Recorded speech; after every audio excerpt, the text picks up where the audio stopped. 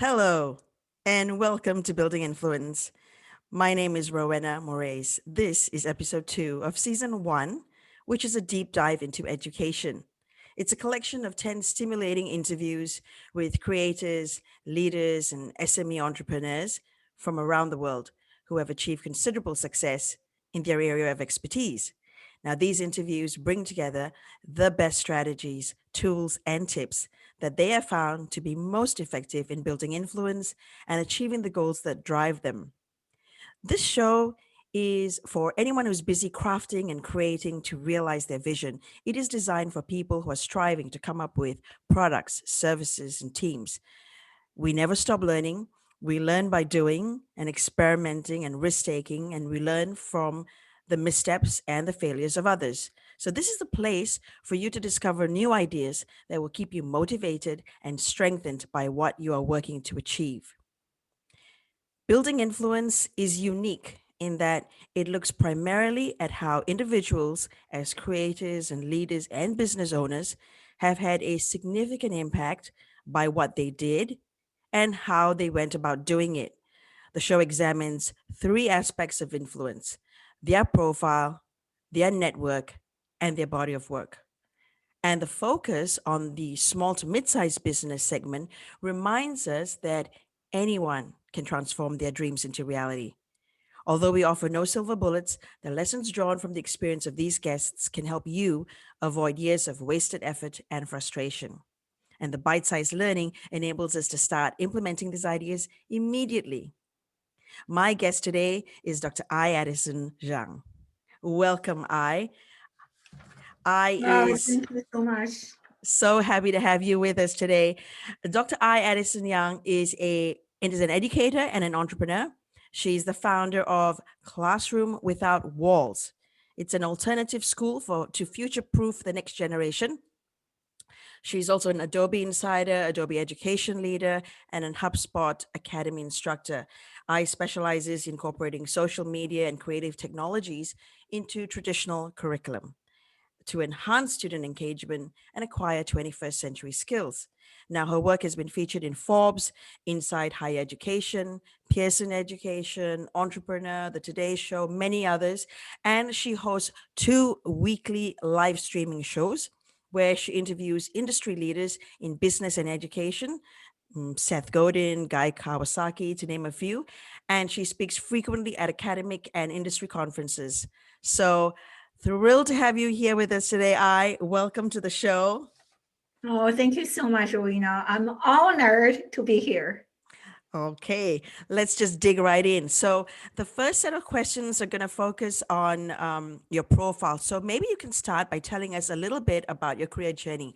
How much of it was deliberate? How much of it involved moving with the flow? Like, are you currently where you intended to be? Mhm. Yeah, great question. So for me, I actually grew up in China. I'm a first generation immigrant to the United States. And when I was in China, and I received the very traditional Chinese education, which means lots of exams, pressure, and to a great extent, humiliation. I feel like public humiliation.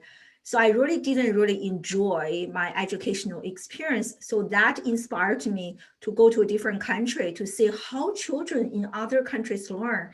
And after my college, I discovered that if you study abroad in the United States, you could get a scholarship. And I couldn't, my family couldn't really afford sending me to very expensive schools. So discovering that the US actually offers scholarship was a big motivation for me to study abroad. So I came to the US, I got my master, I got my PhD, and but I never really thought about my life, my journey. And if someone told me a few years ago that I one day you would resign from your associate professor position and start your own company, your own school, I would be like, no way, you're crazy, no way. And so I think the turning point for me was really when I had my sabbatical. And on top of that, I also kind of hit my mid-age crisis. And those instances really allowed me to reflect on my life. What is my life as opposed to even getting the highest degree, I feel like was kind of from my advisor, from my parents, from Chinese society, as opposed to my true dream and wishes. So, mid-age crisis and also kind of having that pause in life, which is my sabbatical, really allowed me to rethink about life, kind of triggered this reinvention journey and helped me get to where I'm today. Fabulous. So a little bit of going with the flow, but a lot more of, you know, making sure you were looking within is what I'm Yeah, I getting from think, this. yeah, definitely. I think before my sabbatical, before I turned maybe 35, everything was kind of just like predetermined for me, right? Like study abroad after my master. What do you do? Most of my peers went to get their PhD. I did the same. And my advisor told me the same. So after my PhD, what did I do? I became a college professor. And that's why most people get a PhD. And my peers, they all went to academia. So I never really questioned it, even though I didn't really enjoy it that much. But I was like, this is life. Just like deal with it and move on. But after my sabbatical, after my mid-age crisis, and also we can talk about this later, after I had the taste of kind of showing up online, Hmm. a taste of the possibilities, I was like, wow, this is really interesting. So all of those instances combined kind of forced me to rethink about my life. So after that, everything's kind of in the flow. Yeah. Excellent, excellent. So, what do you want viewers to know about you from a professional standpoint? I mean, I kind of how I share my stories that I'm a professor dropout. I'm a professor turned entrepreneur. So it is a very interesting journey because for many people, when they think about being a college professor, they will be like, oh, wow, like so prestigious, so comfortable, which is, I have summer off, I have winter off, but most people it's kind of counterintuitive that wow, why would someone resign from such a comfortable position to start something new? So Hmm. that's kind of how I always start my conversation. Yeah. Yes, it is definitely a very interesting profile you have. So, I'm looking forward to really digging in. Can you elaborate on one tactic that has helped you to enhance your visibility, primarily in terms of your professional skills and your expertise? Yeah, I think for me, and so I think right before I was about to start my sabbatical, so my background, my academic background is in communication, public relations. So I was teaching public relations courses and later, digital media, social media, marketing, branding, all those courses. But as an academic, the problem is that we don't really practice what we teach. I did lots of publications, tier one journal articles, reviews, books regarding PR, social media, but I actually never practiced that. So after a few years into my teaching career, I was like, wow, I really started to rethink about my teaching. One thing is that I started to receive evaluations from students. They were saying that or complaining about my classes being very dry. I talked so much about theories, but guess what? That's the only thing I know. I didn't know anything else. And and then on top of that, and I started to realize, even though today's students, we call them digital natives, they didn't really know how to apply or how to approach social media the way as a content creator, as a business owner, they're mainly using social media as a way to passively consume information to be entertained. I was like, wow, if I started to ask myself, if I wanted my students to be future ready, as PR professionals, digital media professionals, what should I do? So my immediate answer was that I need to become a practitioner. So I became a practitioner. That was in 2015. So that was my very first wake up call as a college professor. I finally started to walk the talk, meaning that everything I asked my students to do, I was doing the same thing myself. Blogging, they were blogging, I was blogging, they were on Twitter, I was on Twitter. And so that triggered me to launch my live streaming show. So I think that really helped me, even though it was very unintentional, to build my brand, to lay the foundation for what I do today.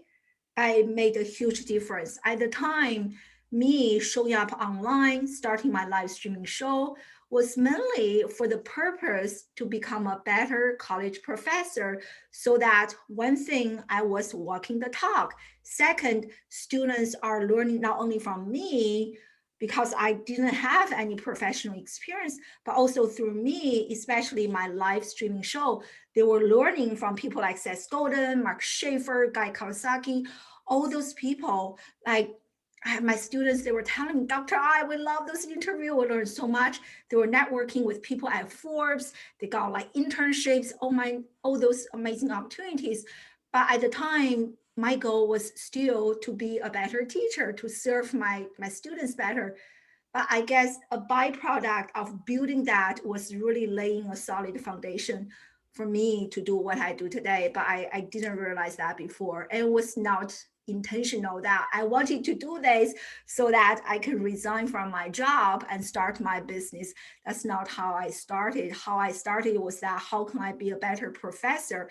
And this side hustle, side business just like emerged as a as a byproduct.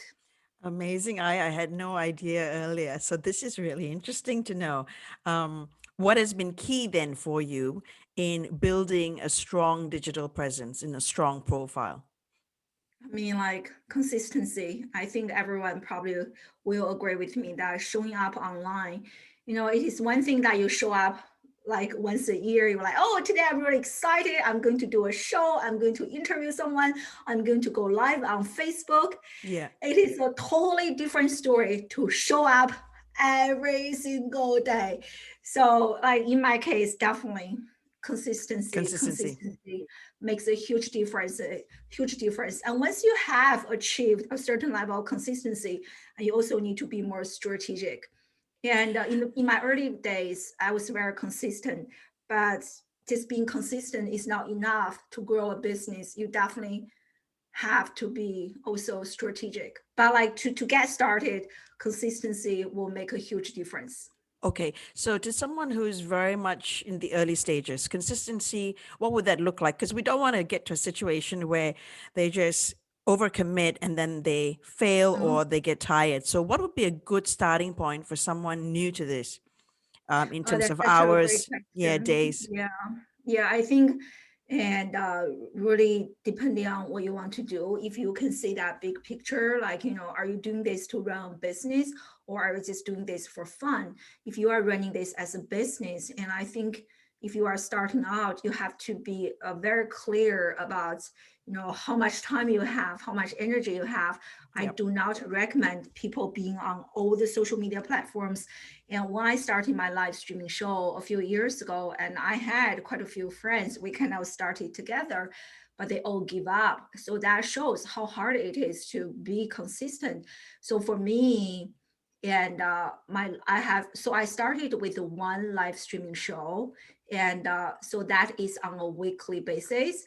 And I also know some other friends who go live on every single day. I mean, that is the ideal case, but I just couldn't. I mean, I'm a mom. I homeschool my kids. I run my business. I just cannot.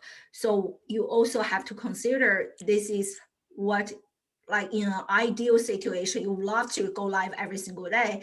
That's great, or blog every single day. But on the other hand, you have to also consider what works for you so that long-term speaking, you can actually keep up with this and show up on a regular basis. So for me, live streaming on a weekly basis, and Hmm. now I have two live streaming shows.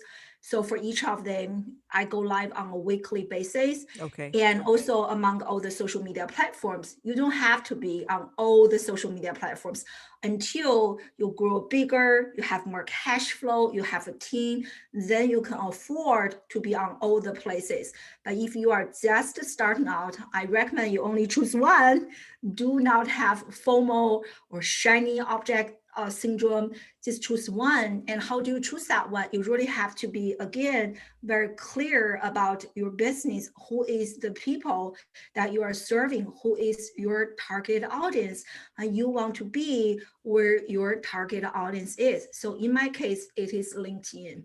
So on LinkedIn, I show up on a daily basis, pretty much from Monday to Saturday, if not to Sunday. So that's kind of my frequency, works really well for me. So LinkedIn is my primary channel. Hmm. Facebook is my secondary because I work in education. There are lots of parents who are on Facebook. So Facebook is my secondary. And Instagram, I just use it for fun. And Hmm. YouTube, kind of, second, third, third level. Twitter, I don't even check it that much.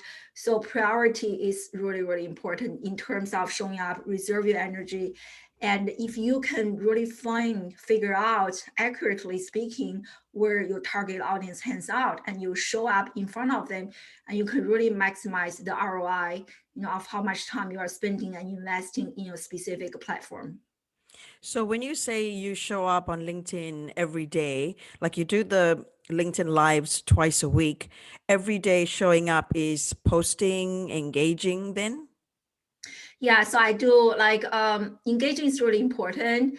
But I think my philosophy is that if you want to become, so if you are running this as a business and you want to show up as an authority, and how you show up as an authority is that you must create your own content. You cannot position yourself as an authority by only engaging with others. Some people may disagree with me. Some people, I see that they spend so much time online engaging with each other. I think that is great. I think that can be a strategy that you adopt in the early stage, in the sense that you don't know what to talk about, you have no connections, so you are trying to understand the platform, you are trying to understand what to talk about. So that's how I got started. I Hmm. was following all those thought leaders, engaging with them on their content, but nowadays I still do engagement, but not that much. So I spend most of my time Creating. creating original content that really positions myself as a thought leader in my industry. So on LinkedIn, I do pre-recorded video, I do video, and so I also do document. I also write articles. So lately, I discovered, on LinkedIn you can do a survey. You can really survey people's opinions, and that just recently has become really, really popular. I don't know if there's an algorithm change or whatever. So I have been doing surveys on LinkedIn the last 2 or 3 weeks, and every survey I did, I gained at most 40,000 views, and people really voted on my survey, like at least 1,000 plus votes, and like lots of really great engagement. But again, it's not about number, because the question I'm asking is related to my business. And Yeah. remember what I said earlier, one thing is consistency. And as you grow later and you want to be really, really strategic. So now I'm very intentional. I'm very strategic. I only talk about things related to my business. So the content, I'm constantly serving my audience. I ask them a question, they share their opinions with me, which really helps me understand my target audience better and better, different angles. So that's kind of like how I show up. Yeah. And different Yeah. types So, of content I produce on LinkedIn. and the point you're making about, 1,000 people responded, that is amazing, a good response. And I'm pretty sure that that is related to the size of your network in the first place. So that will be part of the questions that we're going to get into next. One final question on your profile. You talked about showing up, and clearly that is one of the ways in which you market yourself.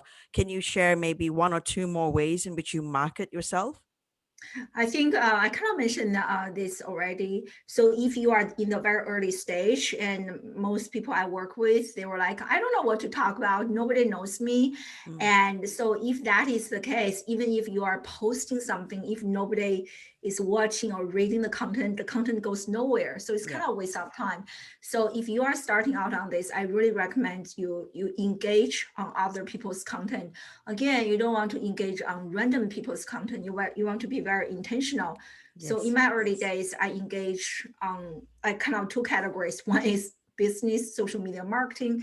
The other one is education. So if you do that, and when you engage with people and you really want to leave a very strong impression, and how you do that is that most people will say something, hey, great post, or leave a few emojis. So what you want to do is that you can have a really thoughtful or insightful like a comment, like one paragraph or maybe even two paragraphs or three paragraphs.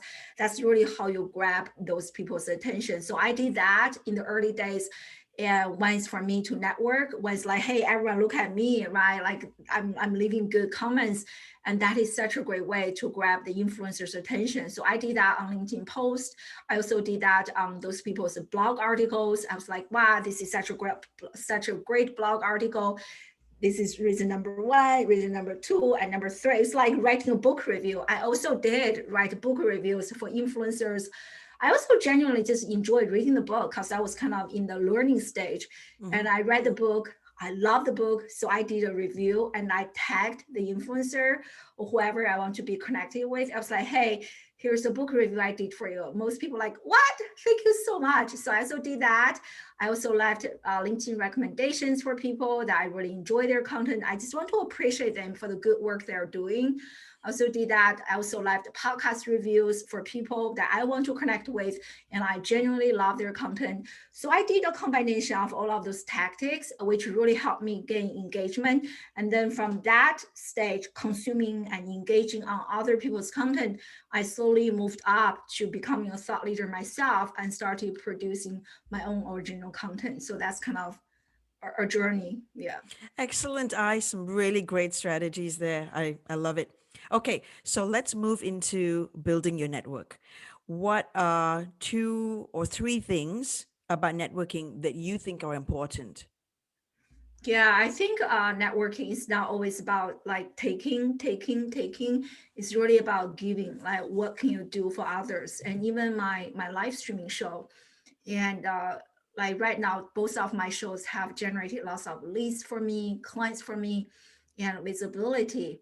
And also, the reason that I do my show is not only to generate the leads or visibility for my business, it's also to give back. Yeah, for each episode, I spend so much time like researching, like interviewing the people who want to come to my show and developing questions. Is also my way to give back. And because I know not everyone can afford my service, but they want to learn, and then they can really learn from my free content.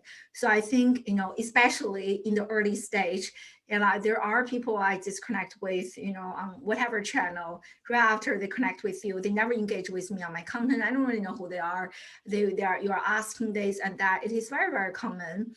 And so don't do that. If you really want to get those people's attention, you want to collaborate with them, want to build a long-term relationship, I really recommend being a giver first. And then, once you give enough, you'll get those people's attention and they will like, oh, wow, you have been so supportive. And what can I do for you? So I think Mhm. that is a very important tip in terms of networking. Excellent. Um, can you name two things that you have been doing to grow your network even until today? Definitely live streaming, and I love video. I love video. So before live streaming was there, I love just like, for example, I disconnected. Oh, actually, there's an interesting story, and you read in my bio that I work with HubSpot. So I'm a HubSpot Academy instructor. So how this happened was, I still remember 5 or 6 years ago. So this lady, she works for HubSpot, and she followed me on Twitter. And then I was like, oh wow, her name is Crystal King. I was like, hey, wow, Crystal, you work for HubSpot. I'm such a huge fan of like HubSpot. I love everything that you guys are doing, and congratulations on joining such a great company. It was like 9 seconds, so I did that video, posted on Twitter, and that video really got her attention. She was like, who are you? Who is this lady? Because for someone like in her position, she probably get spammed a lot. But then here I was very genuine, like, hey, just want to build a connection. That really got her connection. And then she really brought me on, worked on quite a few projects related to social media, digital marketing for HubSpot Academy, and eventually became a HubSpot Academy instructor. But it really started with that 9 second video. So Who who was she like in terms of her job title? Was she someone senior as No, she well? was, I think she just joined HubSpot. Okay. I didn't even know. I just knew that she just joined HubSpot. I didn't even know she was in a high position. I had no idea. I couldn't tell that from the headline, but I saw that she just joined HubSpot. I just sent her like very Okay. genuine congratulations and told her how much I love content from HubSpot Academy. So that really how I how I That get got her became attention. got her attention and became a HubSpot Academy instructor over the several years. So really, so I really attribute that to I love using video, and so video made a big difference. It's just like human to human, not just B2B, B2C, but actually human to human, really build that human connection. So then live streaming became really popular, and then I embraced it right away. So like I think both of those channels, video, live streaming video, they really help me grow myself as a person and grow my business. I think maybe partly because of the fact that were a college professor, you're used to standing in front, you are a teacher in that Mm. sense. The whole aspect of getting in front of a mic and sort of sharing knowledge, teaching, guiding comes naturally, maybe more naturally than to others who may be interested in exploring a video but are terrified. So Yeah, that's what such a good, what advice yeah. can you share there? I mean, that's such a great point. I think so because I love talking and I never like people say that, oh, I'm so afraid of camera. I don't know how to talk. It was never a problem for me because I was already teaching online classes. Yeah, I'm used to it. But also I think, with social media, I don't think you can only succeed by embracing video. I think there are different ways to succeed in life, even in the social media space. And I know people who are really good, like writers. They are still doing blogging, like my friend and Julian McCoy and Mark Schaefer. They are amazing writers. They do blog articles all the time. They rank really high. They are masters at understanding SEO. So they're doing really good. I think the key is that you want to understand what is something that you are really good at. So for me, video comes to me naturally. So can people discover what is something they're really naturally good at and then really leverage it, right? So it is a lot easier, especially if you are starting out. You want to discover what you are really good at and then leverage it. And as you grow, again, cash flow is so important. As you gain some cash flow, gain some visibility, and maybe you can work with a coach and to improve other areas that you are not really good at. But I think to start out, you really want to understand, understanding the self, what is something that you are really good at, writing or audio, right? You don't have to be always in front of the camera. You can just correct. do an audio podcast. And even for people, I watch YouTube channels, you never see their face, right? You only watch the video, you don't ever see their face. You can also do videos like that. You don't have to show up in front of the camera in order to embrace video. You can hide behind the screen, you can do screen share. It's And yes. I also know people who have cooking channels. They're always wearing like a mask, like kind of costumes, right? Like Spider-Man, whatever. It's kind of cute. This person probably doesn't really want to be in front of the camera. It is totally okay. So I think do what works for you, especially in the early stage. And as you gain more momentum later, as you become more comfortable with this new medium, and then you can embrace something new. But you don't want something like, oh my God, I can't talk to the camera. I'm just Yeah. like freeze. You don't Yes. want that to stop you. So start with what you are good at, or I guess understand what you are good at, and start with that and leverage it. And as you grow, and then you can work with coaches on areas that you are not really good at. Absolutely. And I think part of leveraging what you're good at is about exploring. So you've got to try different things. Instead of saying that, I'm not good at this or I'm good at that, is you actually have to expose yourself to all of these different things and see what bubbles up. So great point. Can you elaborate on the key criteria for building your network? Let's start first with the size of your network. How many connections and followers have you got on LinkedIn, which is your biggest platform? Yeah, I don't even know. Like I think 20,000 or something. 20,000, which is Yeah, already a tremendously huge number. Um, can you talk about how you built this network, especially in the early days? How do you make decisions about who should connect with you and who you want to reach out to? Which, I mean, we've yeah. talked about some of it already, but yeah, maybe you can just recap. Thank you. Thank you. Yeah, definitely take some time. I think for me, regarding all the social media channels, I pretty much use social media as a search engine. Even on Facebook, on LinkedIn, on Twitter, there's always that search bar. So what I do is that, I use that search bar. For example, I do a hashtag search education.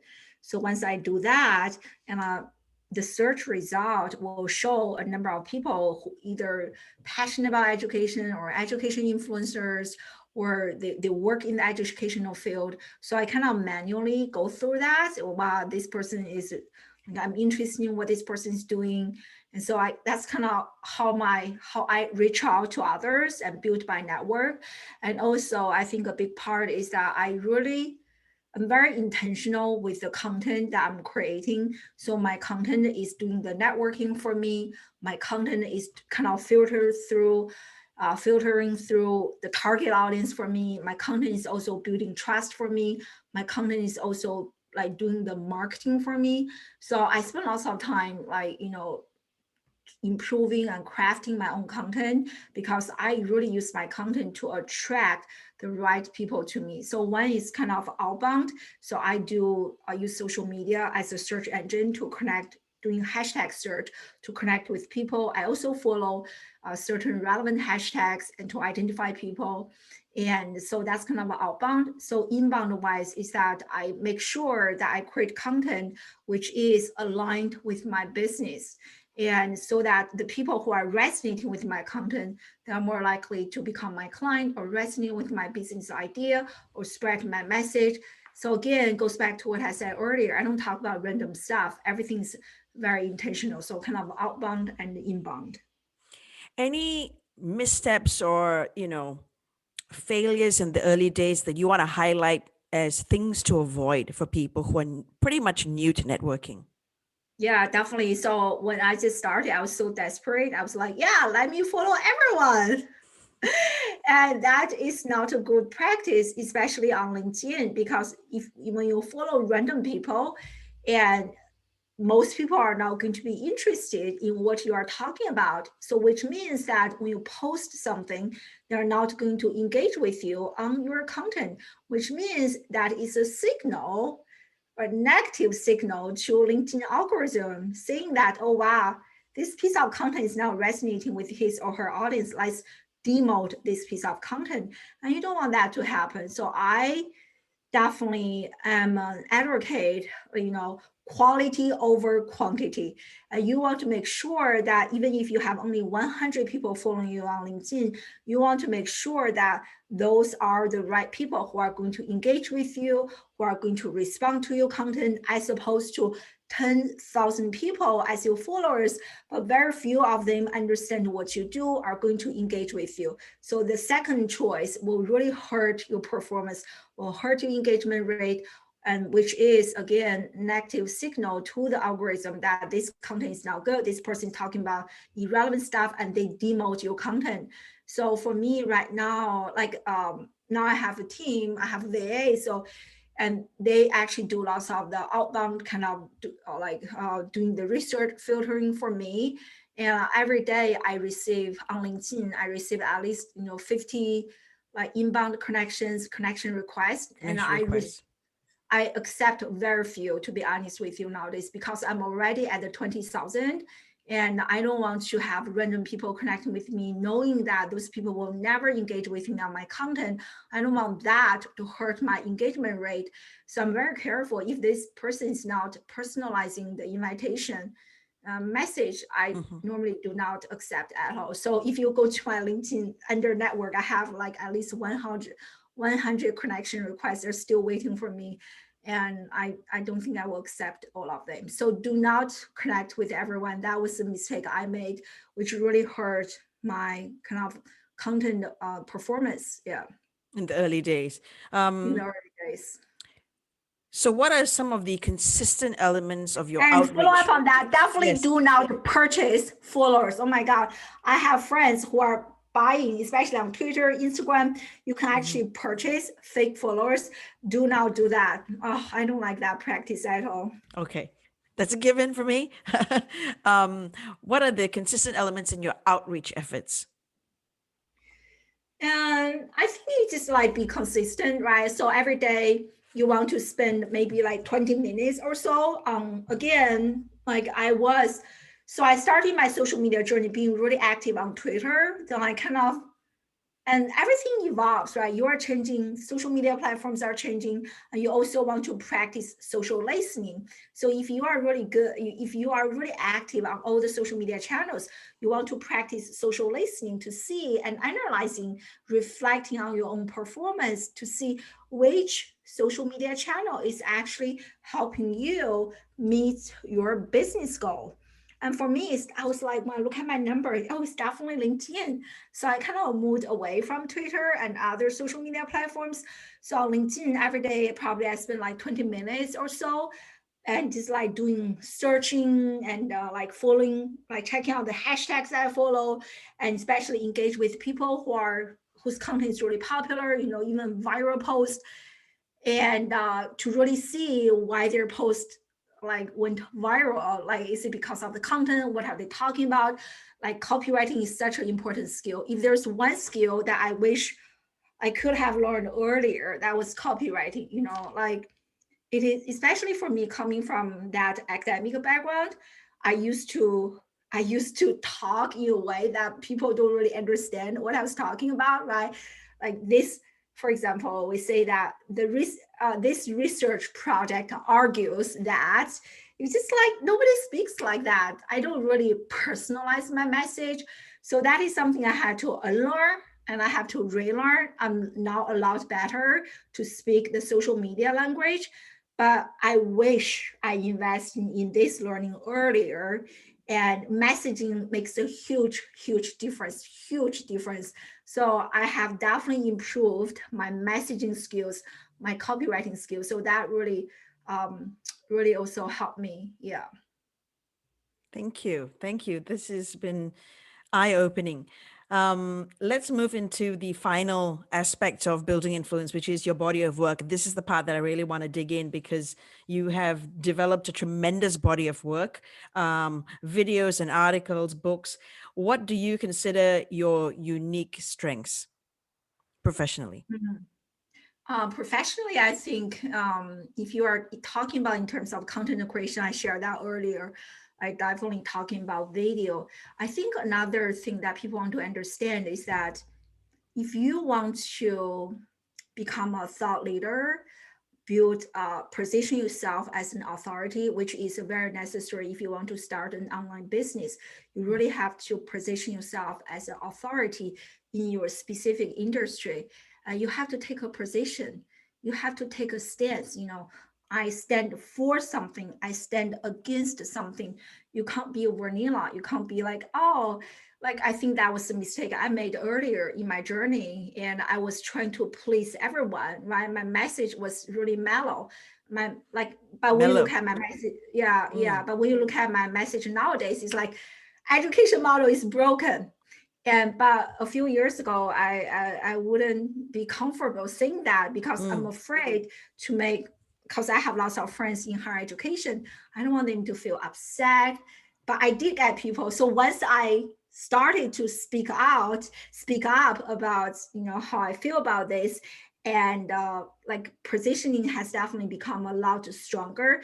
I definitely gained haters, and I definitely gained people who bullied me, but that is a good signal that finally your messaging is working. If nobody is responding to you, it means that your positioning is not very clear. So that is something that you have to have the courage. So I guess I have that courage, which took me some time to really share what I truly believe in, right?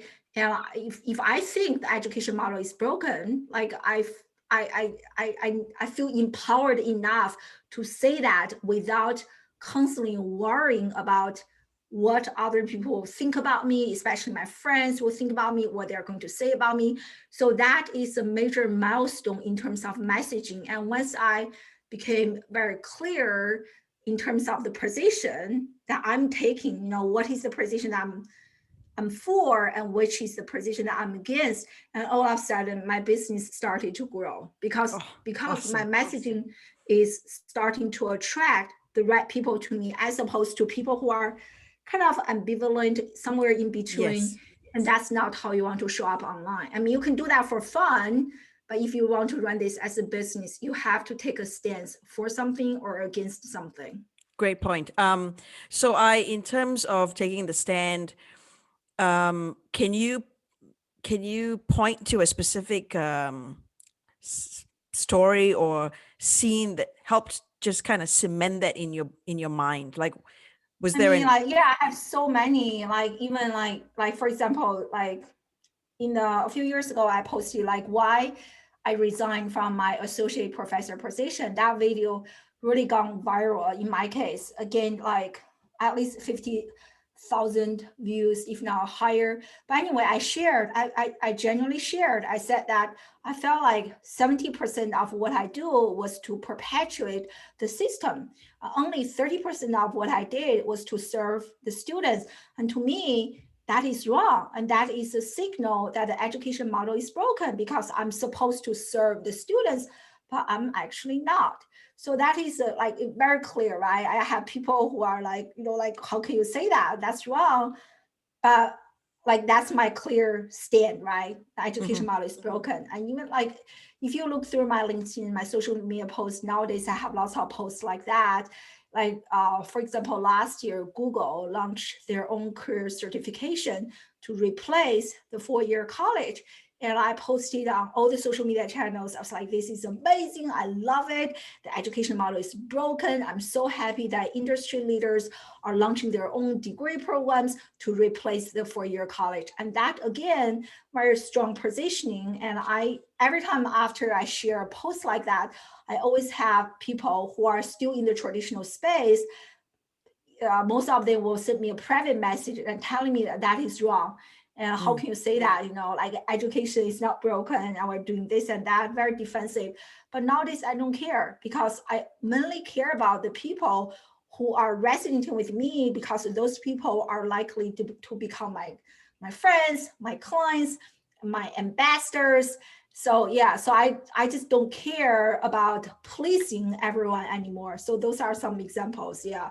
And I constantly talk about, like, I think even just a few days ago, I said that I share articles. I said that there was an education futurist at Harvard University. He predicted 50% of American colleges and universities will go bankrupt in the next 10 years. And that was before COVID. So I said that, oh, I truly believe this. There are lots of schools that are just so outdated. They are not teaching students and what really matters. And not only do I agree with that, but also I think because of COVID, it's going to take a shorter amount of years for the schools to go bankrupt. So I just make my position very clear. Not everyone's happy, but I just don't care. And also, they are not my target audience anyway. A lot of clarity in terms of purpose and direction there. Can you share a little bit about how you discovered your strengths along the way? Yeah, I think that's why I love entrepreneurship so much. And when I was a college professor, even just like doing my PhD and master degree, even like teaching, and I really didn't truly understand who I was, right? What are the things that I was really good at? I didn't really understand that. But like ever since I started, running my business either as a side hustle or running this as a full-time job, I started to gain such a profound understanding of who I am, what is my strength, what is my weakness. And it is like entrepreneurship, it is such a great way to discover who you are, and also taking actions. And launching the show, starting a business, I took lots of actions. Some of them are successful, some of them are complete failures and disasters. But like every single action I took has really helped me gain clarity on who I am, on my strengths, on my weakness. So I think like how I discovered that is really through launching my business and taking actions and entrepreneurship. This journey helped me discover who I am and my strengths, weakness, everything. Are you okay with sharing some of the stumbling blocks or maybe one or two of these um, negative experiences in the course of your journey? Yeah, definitely. I think one is, and one was right after about 2017. So at the time, I decided to reinvent myself, to leave academia, and to start my own thing. But I wasn't very clear about what I wanted to do. It's like, you're traveling to a country, but you don't even know which country you're traveling. You don't even have a roadmap. So I was already confused at the time, feeling lost. I knew I wanted something, but I didn't know where I wanted to go. By the same time, I was also showing up, being more courageous in terms of the messages that I'm sharing, talking about things, talking about problems in education. So I got bullied really badly by a friend, and she and I we actually collaborated on quite a few projects together. I always thought of her as a friend, very dear friend. So like when you're friends, so what happened was that she started to bully me, and I felt such a strong sense of rejection.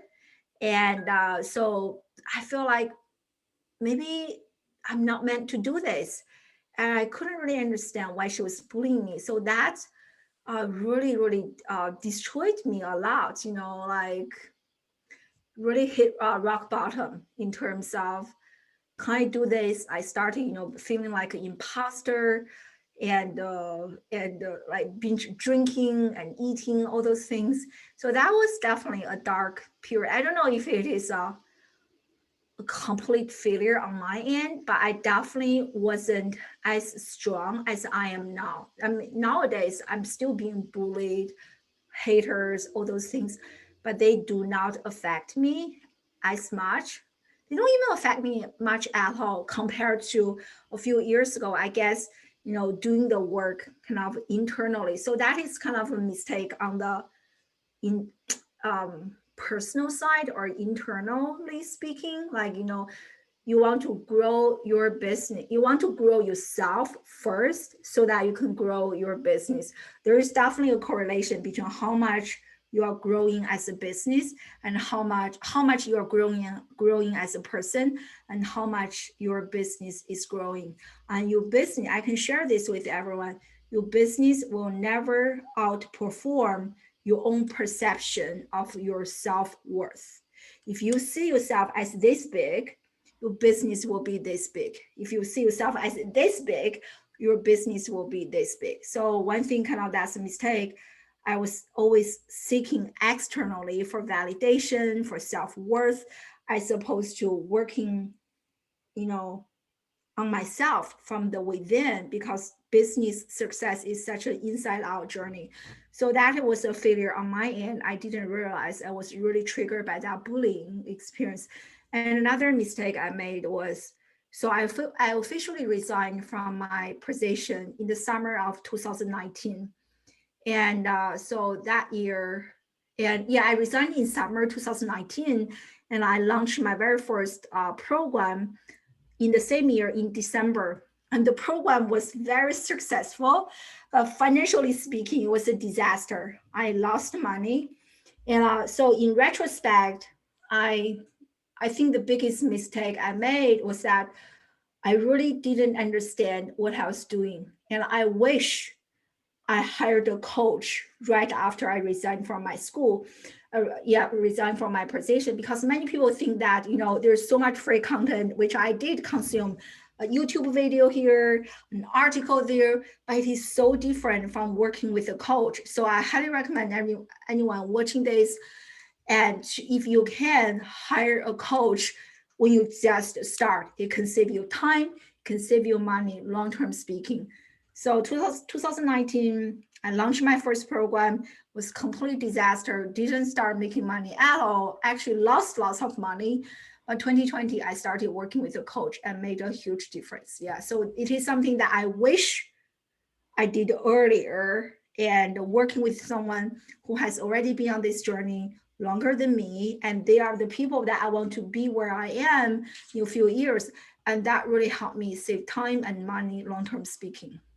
So one of the issues being the direction and the purpose and the tightening of the business goals and the hiring of the coach. The other issue being the bullying from your friend. How did you overcome? Was as what from what I'm understanding is really about looking within and I seeing think how you can so. respond. I think so. I think, that's also a mistake because when we start a business or we're trying to pursue success in life, we're always looking at the external factors, right? Hmm. This and that. But I think what we really need to look at is the internal factors. As I shared that earlier, our own perception of who we are, our self worth. And because if you don't believe in yourself, if you feel like an imposter all the time, how can you even show up in a call with a potential client and charge how much you charge? That's not going to happen. It's not going to happen. So you can only transform your business based on your own personal transformation. Once you master who you are internally, and then you can master your business. So yeah, so internally, I didn't realize that before. I didn't realize that business is actually an inside out journey. Mm, okay, very useful. Um, if you were to summarize now your body of work, how have you built it up? What is it specifically, if you can point to specific things? And you mentioned LinkedIn, so I'm thinking that majority of it sits on LinkedIn. But how can you summarize some of this body of work now? Yeah, so I'm only I position myself as a disruptive educator. Mm-hmm. So I work with teens and young adults by teaching them what schools are not. So again, you see that the way that I position myself, the way that I share my messages, all go back to what I was talking about earlier, this broken education model. So kind of that is a common enemy that my audience and I we talk about, right? So like our common enemy is this broken education model. So based on that, that's kind of how I do my positioning. My body of work is all about talking about the problems in education, but I don't just stop there. I design my own curriculum based on this broken education model. What I discovered or what I argue is that 20% of a person's career and life success comes from school-based learning. That is only 20%. And 80% comes outside the traditional classroom. And that's why, at my school, I can share this with you that we believe the best education happens outside the classroom.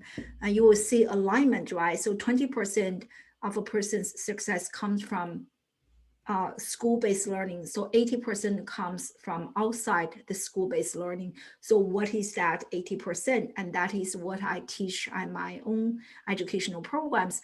And I spend lots of time learning and discovering what is the 80%. So finally, I kind of crack the code. And so I have my own unique curriculum. I teach, I coach parents, I work with students to help them develop the 80% so that they have the complete package to become future ready. So Can that's kind you of my body of work. Yeah. can you share a little bit about some of the areas that you touch on in the 80%? Just Yeah. So briefly. Yeah, so I have kind of three major pillars.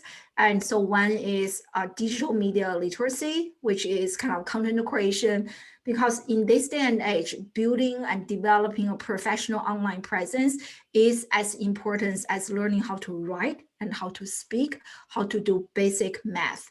But the problem is, so besides running my own school, I also do lots of consulting work with different high schools, universities in the United States.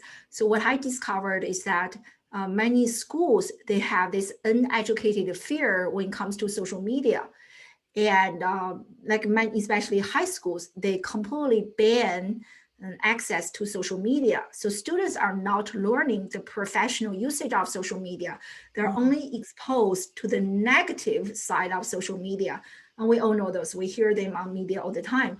So I was like, wow, that is so interesting, knowing how much students are actually spending their time energy wise on social media, but how little they're being trained by their schools. And also, what I discovered is that many teachers, high school teachers, college professors, they are not on social media the way that I am on social media. I'm a practitioner first, I'm an educator second. Most school teachers, they are mainly a teacher. They don't really understand the social media language. So that is a very unique niche for myself. And just because of this niche, I was able to gain quite a few contracts with different schools just to talk about the digital media aspect, how to build an online presence, what is personal branding. Most students have no idea. So that's one element I cover, kind of digital media literacy, content creation. So the second component that I cover is life skills.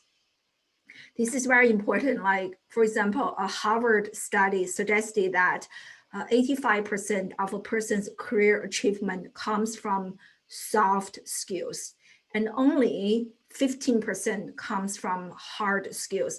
But most students are only learning the hard skills by the time they graduate from college or high school. The hard skills they are learning will likely to become irrelevant. So where are they going to develop the soft skills, the life skills they need? And the studies have also suggested that at least 75% of college graduates do not have soft skills to be career ready.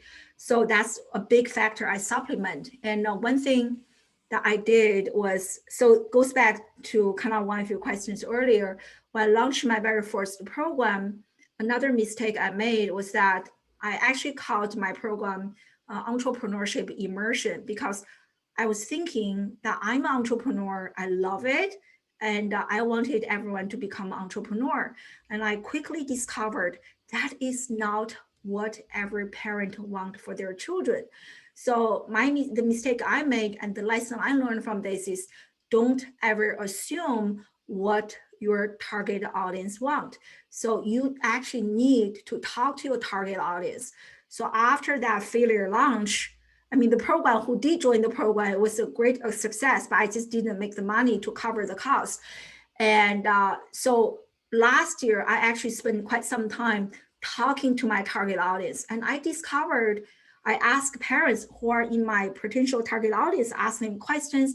And I discovered they couldn't care less if their kid is entrepreneur or not, but they all mentioned my children have no life skills. So that was Mhm. a big aha moment for me. And based on the study, like the Harvard study, and there are also Adobe study, I can go on and on telling you that how little that our students are being exposed to developing real life skills. So that's why I developed the second component, which is life skills. And the third component of my own curriculum focuses on mindset, which is what I was talking about earlier, this inside out journey. And this is something that I failed to recognize. I thought success in life was just to check boxes. You know, I did this, I got this certification, I did all of that. And if I check all of the boxes, I could become successful in life. That was very wrong. And again, this internal transformation is the foundation to have a happy, fulfilling, and successful life. Especially if you want to be on social media, you have to build a very strong internal foundation so that what other people say about you, just like, oh, 1 year in, 1 year out, I couldn't care less. So that's kind of what we talk mindset. And I can't tell you how many students, and after a session is over, a program is over, I asked them to do a reflection. And so many students shared with me that this section on mindset is life-changing, because they rarely discuss that, they rarely learn that in their traditional school environment. So that's kind of my curriculum. Excellent. Really glad to hear that you're working on this, and that it's going to make such huge, changes for the students that you whose lives you're touching. Three rapid fire questions before we end. Two habits that you consider essential to your ongoing success. Self-care. And so under self-care, I have meditation and exercise, and or maybe even like journaling. I do all of them. Mm-hmm. And meditation is, remember I shared with you, I was being bullied. The reason I was able to bounce back was because of meditation, really going, like spending time with myself, like peeling the layers of onion to try to understand what is going on so that I can really work on the root of the problem, as opposed to only dealing with the manifestation of like deeper emotional issue. So meditation really helped me, and the journaling, or like kind of a gratitude journal, and like vision board, and setting my goals. I have like, sticky notes everywhere, like, like my financial goal, my personal goal, in the bathroom, in my office, in the kitchen. Like my children are doing the same. Like I ask them, what is a big goal you want to accomplish this week? And they have like sticky notes everywhere. So I'm constantly being reminded of my next step. So doing that, kind of uh, like designing my life based on a vision of the future, as opposed to being so detached to the past. So that is kind of what I do, vision board, all of those things to tap into the future, and exercising, and taking a walk, creativity walk. And so those are some practices that really keep me grounded and balanced. Excellent. Number two, what has been instrumental in helping you overcome fear? And I remember in my interview with Seth Godin, he said that dance with your fear. Fear will never go away. Dance with it. Learn to leverage it. And I also now, one thing I teach my students is a little bit more about brain science. So I started to really understand human beings. We have three brains. The prefrontal lobe, the limbic system, and the reptilian brain. And I really started to understand the function of the reptilian brain. And reptilian brain is here to protect us. And because of reptilian brain, like by nature, we do not want to be outside our comfort zone. We do not want to take risks. It is just like human nature. Mhm. And so understanding that has also empowered me to know that, oh, it is not just because of me. This is actually how human brains have evolved over the last several thousands of years, and learn to really dance with that, to work with my reptilian brain, to embrace the fear, and also understanding that if this is something I'm afraid of, it means that, oh, I'm trying something new, right? We constantly talk about this being outside your comfort zone and Absolutely. your comfort zone. Yeah. Okay, and last question. What have been the guiding principles that enabled you to play the long game? Key decisions that you've taken on this. I think maybe it is start before you are ready. And so many people wait to start until everything's perfect. And I'm the opposite. I love taking risks. I love Yep. like taking adventures. I love doing things that I have no idea how this thing was going to unfold. So start before you are ready. I mean, even my very first live streaming show, like sometimes I will look at my very first live interview. I was like, oh my God, it was such a disaster. The audio was off, the lighting was off. Oh, it's just everything could go wrong was wrong in that very first video. But it means that like I tried something new. So start before you are ready. That is such an excellent way to end this. Dr. Addyson-Zhang, educator, entrepreneur, founder of Classroom Without Walls. Thank you very much, for spending this hour with me, maybe a little bit more, sharing so much of your journey and your time to explore all of the ways in which you've built your profile and your presence. I wish you all the best as you take Classroom Without Walls further and continue to make an impact in the education industry. Thank you. Oh, thank you so much. It was a pleasure to have you today. Oh, I'm honored to share my journey, my story with you and your audience. So thank you so much for having me. I can't wait to share the episode with other people. Thanks, I.